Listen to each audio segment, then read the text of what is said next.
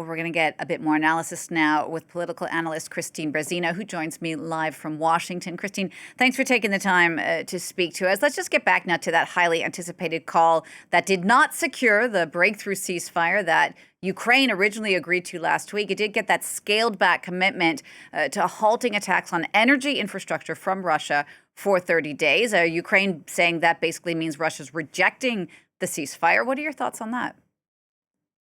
Russia gave the US the minimal step forward that the US was looking for, but it's a far cry from the full 30-day ceasefire that President Trump had wanted. Russia goes back to this energy particular issue because on the one hand, this has been already discussed for months. There has been from even the French side a proposal to have this partial ceasefire on energy infrastructure for a long time now.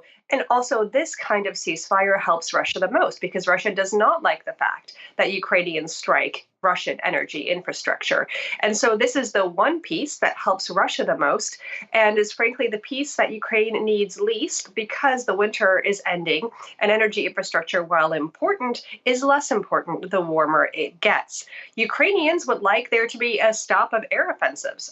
They would like missiles to stop falling and drones to stop coming in and destroying houses and infrastructure overnight. This will probably continue because Russia is not putting such a pause on air strikes anywhere in the near future. Even if this energy piece works, if both sides agree, then there's a discussion about the Black Sea.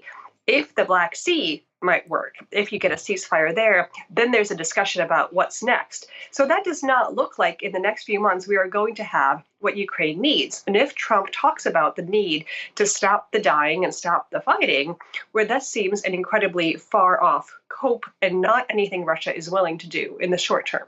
Indeed. And even during the call, Vladimir Putin said a comprehensive deal would be contingent on the West halting all military aid, all intelligence to Ukraine. Again, that's a massive sticking point for Ukraine. I mean, given that that seems to be an impasse, what happens next?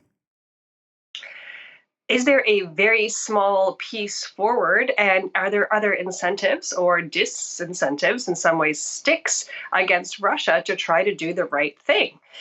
Exactly the question that you brought up, the question of Western assistance to Ukraine, is going to be a non-starter.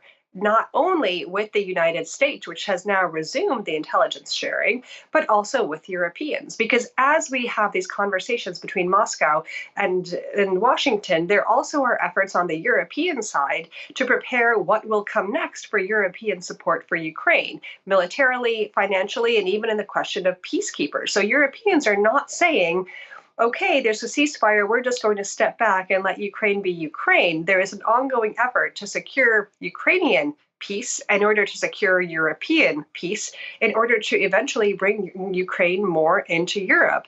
And I think it's highly unlikely that anything that Moscow arranges with Washington is going to affect this notion that Ukraine is far more European now than it ever has been before in terms of institutions and connections. No, that's certainly true. Volodymyr Zelensky, though, saying he is going to speak to Donald Trump today, this Wednesday. What do you think he is hoping to get out of that talk this time, particularly after that disastrous meeting in the Oval Office a few weeks ago? Well, certainly there should be gratitude, which I know is very difficult, but I think that the Trump administration will expect, and the Ukrainians would be very wise to thank the United States for the US's efforts to come up with a good agreement for Ukraine. But after that, and after the niceties, I think it's going to be very important for the Ukrainians to understand what else was in that conversation between Moscow and Washington.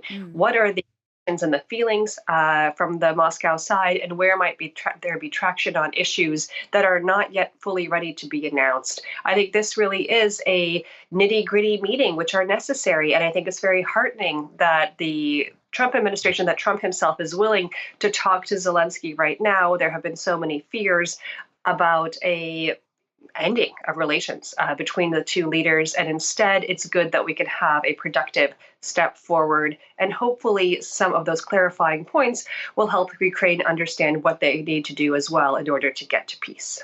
And in order to get those clarifying points, it seems like the U.S. has to have leverage on Russia in some way. What exactly kind of leverage are we talking about? I mean, is this only about sanctions? Is that how Donald Trump can put pressure on Putin? Sanctions, of course, matter, but it's also a question about what is the large role that Russia wants in the world and how does it get back to that if that really is a priority. If we look at the White House readout from the call yesterday, there's a lot of attention on the Middle East. This, in many ways, feels unusual. This was a call and a conversation about Ukraine. But for Russia, probably not only for Russia, the incentives that there could be to again be a well respected international player seem to matter. And so the leverage is both on sanctions, on sticks, but also on the right package for what Russia will get if it gives up in Ukraine. What is its role on the international stage? And that, I think, is an area where there is a lot of conversation between the United States and Russia. And the Middle East comes up here because Russia likes being a major player in big world conflicts. And because Russia lost its foothold in Syria recently, it feels an acute gap in terms of its global footprint in the Middle East. This is something, much like Ukraine, that Russia would like to attain. And so, what is the big picture for Russia moving forward?